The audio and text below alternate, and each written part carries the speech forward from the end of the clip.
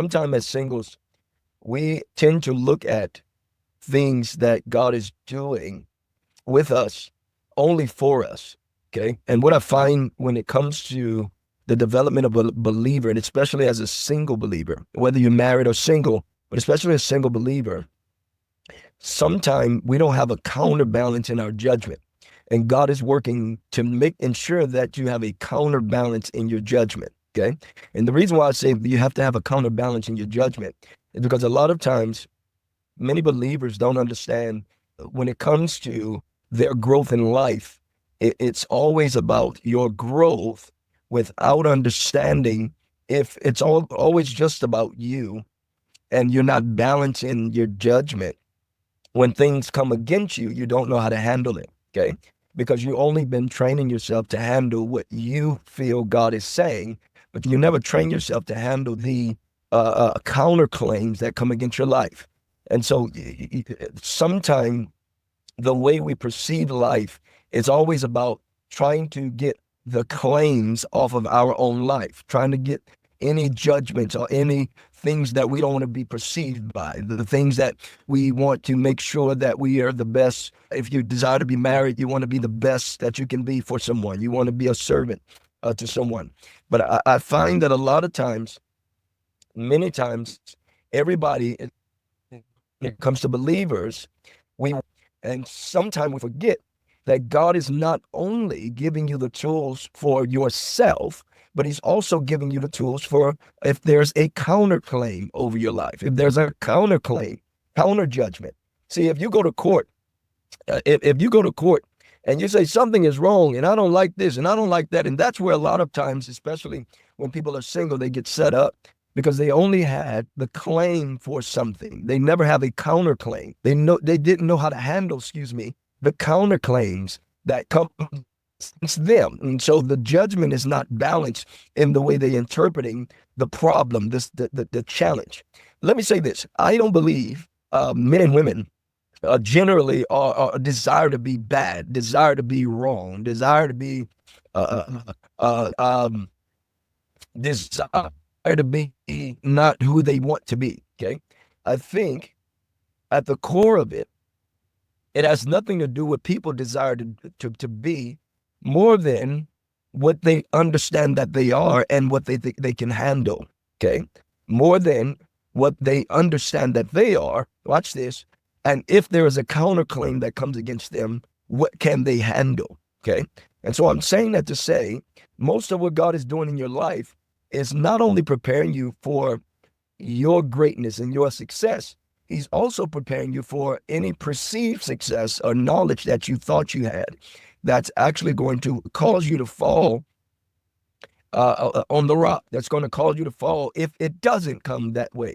How do you handle things that don't go your way, things that don't go the way that you thought, things that don't go the way that you perceive, things that don't go the way that you wanted them to? And so I really feel tonight, God told me to talk about counterbalance and really understanding the counterbalance and not being one dimensional in our approach to growth. Because there's sometimes God is saying, hey, I don't like how I'm trying to train you to not only grow within yourself, you can't handle other people in the way they perceive you, whether right or wrong. Because the truth, watch this, the truth of counterbalance is the way you can stand no matter what somebody says, no matter what somebody does. Do you have the character? Do you have the competence? Do you have the communication commensurate with your claim of what's coming against you? Do you have the ability to guard and protect yourself? And so I think what I want you to understand as a single man and woman, and I'm going to teach you the extension process that God has to work in you as a counterbalance, because a lot of times we're not balanced yet. And God is saying, if I allow you to have the things that you desire, if I allow you to have that relationship that you want, if I allow you to be the husband that you desire, if I allow you to be the wife that you want to be, and you don't understand counterbalance, you're going in one-sided, you're going in one-dimensional in the way that you're perceiving what you want and what you need and what you can't handle. But there's another side to that. Because at the end of the day, God doesn't look at people as failures. Now, if somebody's committed to demonic activity, and of course the Bible say be equally yoked, but see, being equally yoked doesn't mean that somebody's perfect. And we're not just talking about just relationships tonight. This has to do with what God is developing you in, okay? And we don't want to be ignorant of what the development is in God, okay? I want you to go with me real quick. Let me prove it by the scripture, and we're going to break this thing down real quick. Go with me to 2 Timothy 2:15. All right? 2 Timothy 2, actually, let's do 14. Remind them of these things, charging them before the Lord to strive about words to no profit. Okay, watch this. To the ruining of the hearers. But be diligent to present yourself approved to God, a worker who does not need to be ashamed. Watch this. Counterbalance, rightly dividing the word of truth. Okay, so what is God doing in me? We have individual desires, sometimes the way we want to interpret God and what's for us. And God is saying, based on where I'm calling you to, you cannot just want to interpret yourself and not handle somebody else interpreting you to test you to see if you can stand the test of time. So a lot of times, what God is working on is saying, hey, you are prepared to the extent to bring a claim against someone. What you're not prepared to do is have the, sometimes, and what I mean by that, I'm going here and I'm going to break it down, okay? Because it's not that you won't get there, it's do you have the tools to deal with it when they come, all right? Because we all have pre-expectation sometimes that's not born out of knowledge, that's not born out of truth, and it's beyond our threshold of submission. And so when you have expectations and illogical frames of thought that's not born out of the truth, born out of knowledge, a lot of times, many of us are wondering, okay, what is holding me back? There's nothing holding you back. It's what God is adding to you. And so the things that God have to add to you is say, hey, I need you to have biblical counterbalance, rightly dividing the word of truth. So you're not ashamed, not only for what you're going to see about people, but that you're not ashamed of what people are going to see about you, even whether it's right or wrong.